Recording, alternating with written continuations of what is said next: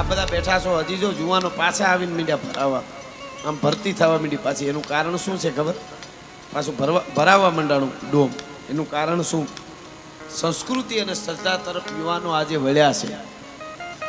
પહેલા નહોતો એવું નથી મારો દાવો, પણ પહેલા વૃદ્ધો કથામાં જતા, પ્રોગ્રામમાં જતા, ભજન સાંભળો મજા. પણ અટાણે યુવાનોને એમ છે કે આપણે બધા એક થાશું તો જ ભારતની સંસ્કૃતિ અને સંસ્કાર બચશે. એટલા માટે આ બધી વાતો છે.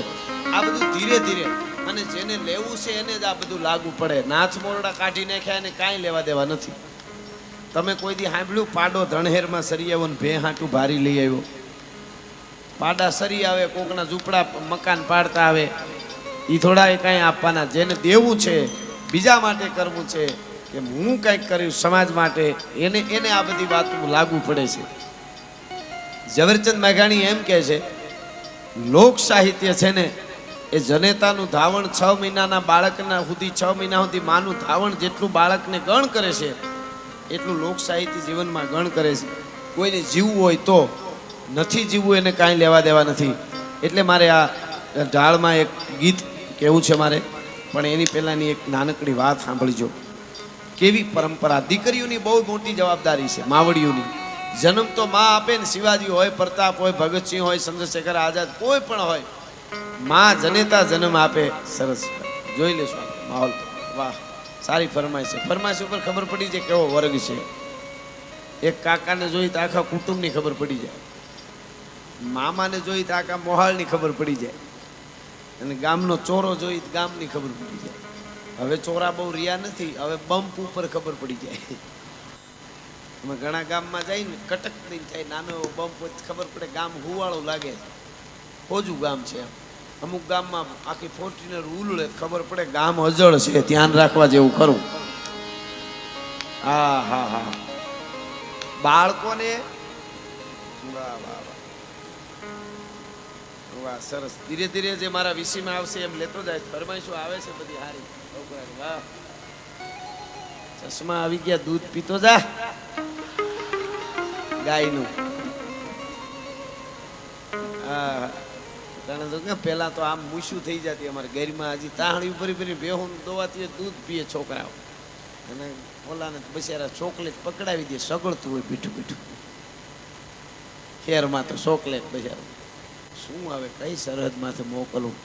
પણ ભારતીય પરંપરા તો એ દૂધ ઘીની આપણી દૂધમલિયા આપણે ત્યાં કહેવાય. દારૂ પીવે દીવાના, ગાંજા પીવે અવધૂત, અમલી તો અફીણ પીવે અને દાના પીવે દૂધ. સારું પીવું, સારું ખાવું, દૂધ પીવું, દહીં ખાઓ, અને સારું જોવું, સારું સાંભળવું. જો માણસના શરીરમાં ગયેલું ઝેર છે ને એ એક માણસને મારે. કોઈ ઝેર દવા પી જાય કે હરપ કરડે, નાગ કરડે, એ એક જ માણસ મરે. પણ કાનમાં ગયેલું ઝેર છે એ કેટલાને મારી નાખે છે. એનાથી આઘો રહેવું. અમુક માણસો એવા હોય ને, બે બાજુ ભડકા કરીને પોતે વૈશમાં તાપતો હોય. ઘણા માણસ છે ને એ ખાંડના ડબલા જેવા હોય. ખાંડના ડબલામાં બેન, ગામડાના બેનું ખબર પડે, ખાંડના ડબલામાં બાકસ પડી હોય. ગામડામાં બાકસ સૂલો હળગાવવાની ને ખાંડના ડબલામાં વચ્ચે રાખે એટલે કોઈ જડે નહીં. એટલે ઘણા માણસ ખાંડના ડબલા જેવો હોય, લાગે મીઠા મીઠા, ને અંદર ભડકો કરવાનું રાખીને બેઠા હોય. બે જ બાજુ દિવાળી મૂકીને વચ્ચે તાપતા હોય. ઘણા માણસ છે ને એ બાવળ જેવા હોય. પોતામાં તો ફળ ન આવે, પણ બીજા આંબાના બગીચામાં આડા વાડ થઈને પીડ્યા હોય. નહીં જવા દઉં, હોહરવો જાય. એને બસ કોકને નડે તો જ મજા આવે, કોકનું બગાડે તો જ ઘણા નીંદર આવે. બોલો. અને અહીંયા દેવી ભાગવતના ખોળામાં હું તમે બધા આવ્યા છે, એમાં હું આવું. આપણને એમ થાય કે આપણે દેવી ભાગવત જ્યાં છે ત્યાં ગયા હતા અને પૂન થયું છે કે નહીં.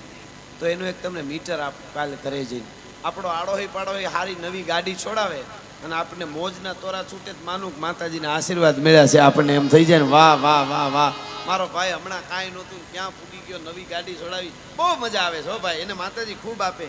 એવું મનમાં થાય ને, માનું માતાજી આપણી ભેળી છે. અને જો પાડોહી ગાડી છોડાવે ને આપણને નીંદર ન આવે કે મારે ટાયર નથી બદલતું મોટરસાઇકલનું, અને આને ગાડી કેમ એકચ્યુઅલી છોડાવી હશે, તો માનું ખાતક પેઢીના પાપ હજી પડ્યા છે, નકર આમ ન હોય. હાવ હા. પણ સાંભળજો, મારે આ પ્રસંગ કેવો છે, થોડી વાત આમ અમારે વજનદાર વાતો હશે, પણ આપણને જીવનમાં કાયમ આવશે એ લખી દઉં સાહેબ. અને જીવતરના મૂલ્યની જ વાતો છે સાહેબ.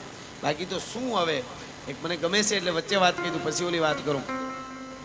એક વખત એક માણસને સાંભળજો, એક માણસ એક સાધુની બહુ સેવા કરી.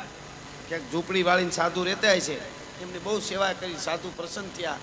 સાધુએ કીધું કે માગી લે, તે મને દૂધ પાવા આવ્યો, સેવા કરે છે, તને કંઈક દેવું છે. કે બાપુ તમને પશુ પક્ષીની ભાષા આવડે છે, એ મને શીખવાડી દો, બીજું કંઈ જોતું નથી.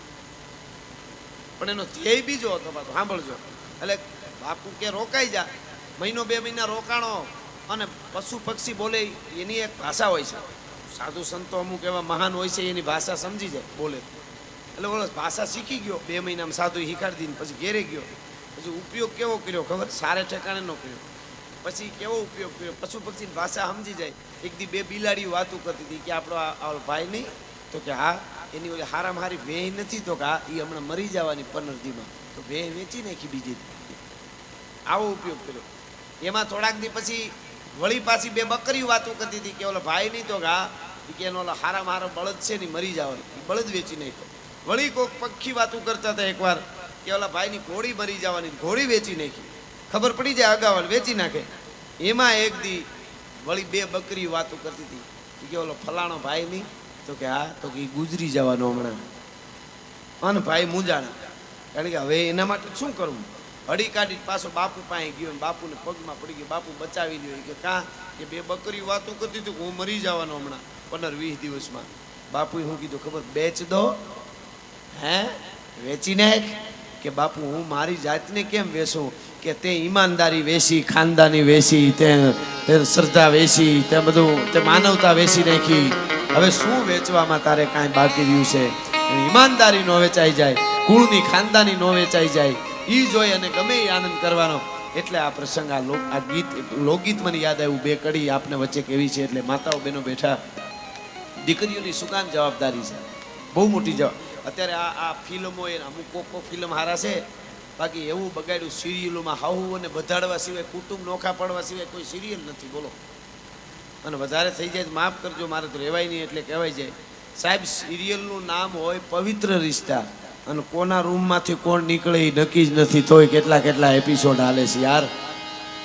શું કહેશો તમે આને? શું કરવું આનું? એટલે મારે આ લોકગીતની વાત કરવી છે. સાંભળજો. 101 વર્ષ પહેલા બનેલી ઘટના છે. હમણાં જેમ કોરોના આવ્યો, સમયે અમુક એવું થતું રહે છે ધરતીમાંથી, એમ 101 વર્ષ પહેલા, આઝાદી પહેલાની વાત. એક આપણા દેશમાં મરકી નામનો રોગ આવતો. મરકીનો રોગ. વડીલો કોઈ હોય એને પૂછજો, એને સાંભળેલી વાતો હોય કે અગાઉ એવું બનેલું. મરકીનો એવો રોગ કે ટપોટપ માણસ મરવા માંડે, આખું ઘર મરી જાય, કોઈને બાળક એકાદું બચી જાય, કોઈને કોઈ મોટું બચી જાય, મરવા માંડ્યા માણસ ટપોટપ. ટૂંકમાં બનેલી વાત, ઘટના, એની પાછળનું લોકગીત તમને કેવું છે. એટલે એમાં સૌરાષ્ટ્રની ધરતીમાં એક કુટુંબ, એક પરિવાર, એના બધાય કુટુંબમાં ગુજરી ગયા. દાદા ગુજરી ગયા, દાદી, મા બાપ ગુજરી ગયા, 2 બાળકો, એક દીકરી 13 વર્ષની એકલી જીવતી રહી ગઈ. 13 વર્ષની દીકરી જીવતી રહી ગઈ એકલી. પોતે ખૂબ રોય, આખો પરિવાર ગુજરી ગયો.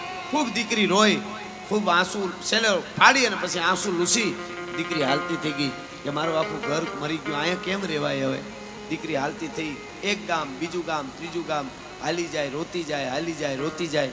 મિત્રો, એમાં બન્યું એવું, એક ગામના પાદરમાંથી નીકળી, ગામના પાદરમાં એક ઝૂંપડું, ઝૂંપડામાંથી એક બાળક રોવાનો અવાજ સંભળાણો.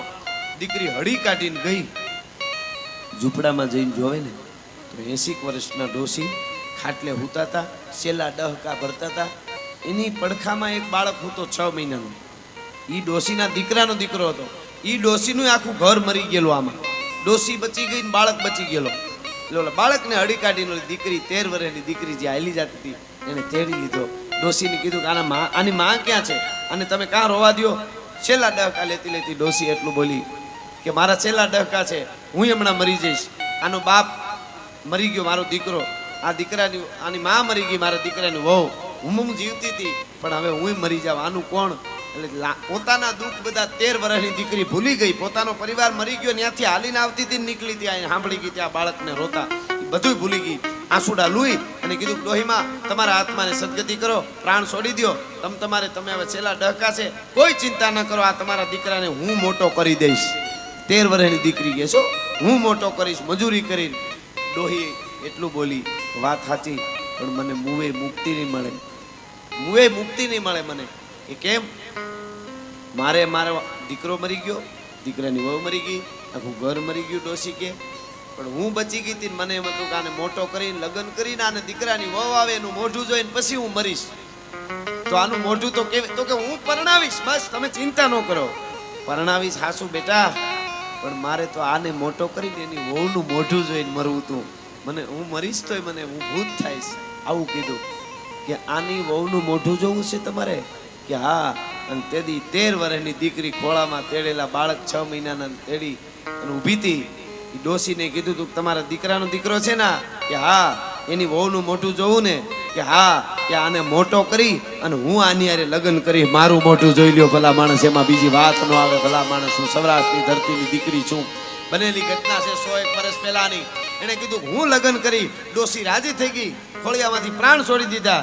ઈ બાળકને લઈ દરિયાકાંઠે ઝૂંપડું બનાવી કાળી મજૂરી કરી અને પોતાને ભેળો પતિને ભેળો રાખે. બાળક હતો, મજૂરી કરે, દૂધ વેસાતું લઈને બાળકને પીવરાવે. મોટો કર્યો, વરહદી 1.5 વર્ષ, 2 વર્ષ, 2-2.5 વર્ષનો સમય વયો ગયો. 3 વર્ષનો બાળક થઈ ગયો. ત્યાં તો આ 13 વર્ષની દીકરી હતી, એ કહેવાય છે કે 16 વર્ષની થઈ ગઈ. રૂપના આભરણ જેવી દીકરી, પણ એકલી છે. પોતાનો પતિ 3 જ વર્ષનો છે. કામમાં ભેગો લઈ જાય, એમાં પાણી ભરીને આવતી હતી માથે હેલ. એવું રૂપ ખીલેલી 16 વર્ષની દીકરી અને એવી રૂપાળી, પણ બાળકને પોતાનો પતિ બાળક છે એને કાખમાં તેડીને હાલી આવે, માથે પાણીની હેલ. જોજો આ દેશમાં કેવી ઘટનાઓ બને છે. એમાં જુવાનડાઓનું કામના હોય ને એવા કામી કુળ નો ઓળખે, લોભીને ન હોય લાજ, મરણ વેળા નો પારખે અને ભૂખો ગણે નહીં અખાજ. એમ અમુક એવા માણસો હોય ને ઘણી પ્રકારના, એવા જુવાનડાઓ આડા ફરીને લાલેશ આપે છે કે હે બાઈ, તને કાંઈ ખબર પડે છે કે નહીં? છોકરી એને નાયક 3 વર્ષના પતિ હોય ક્યાંય? તું તો જુવાન થઈ ગઈ છો. 3 વર્ષના પતિને કાખમાં લઈને ફરે છે, આની હારે મોટો કરીને લગ્ન કરી. કેદી મોટો થાય? દરિયામાં નાયક, હું તારો પતિ છે તો હું તારી હારે લગ્ન કરીશ. એવો જુવાનડો આવીને કોઈ કહેવા માંડાણા. અને લોકગીત છે, આપ સાંભળજો, વર્ષો પહેલાનું. લાલેશ આપે છે. અશોકભાઈ શું કે છે? એ દીકરીને શું કે જુવાન આડો ફરી કે એના પર દરિયામાં નાખી દે, હું મારી હારે લગ્ન કરીશ તો હું તને શું આપીશ? કે તો ગોરી રે હું તને ચિતલની ચૂંદડી લઈ આવી દઉં. હવે સાંભળજો મજા. આ દેશની 13 વર્ષની એક દીકરી ભાઈ 16 વર્ષની દીકરી બોલ્યો. ઓલો જુવાન શું કે છે? લાલચ આપે છે કે તો ગોરી રે તને ચિતલની ચૂંદડી લઈ આવી દઉં. હવે સાંભળજો આ શું બોલી આ દેશની દીકરી કે ચૂંદડીનો વરદાર રે કાનો રમે છે મારી કેળમાં. ચૂંદડીનો વરદાર રે કાનો રમે છે મારી કેળમાં.